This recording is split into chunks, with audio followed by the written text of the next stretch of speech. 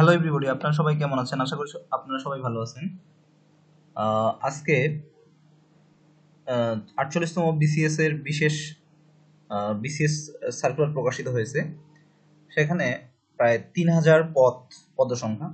তো বিসিএস এখানে যারা ডাক্তার তাদেরকে নেওয়া হবে।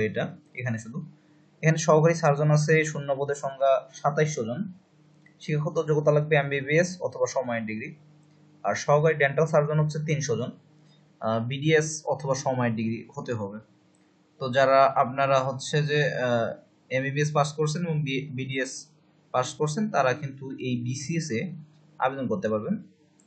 আবেদন করতে হলে আপনার 1/6/2025 তারিখে আপনার আবেদন শুরু হবে সকাল 10টায় এবং আবেদনের শেষ তারিখ হচ্ছে 25/6/2025।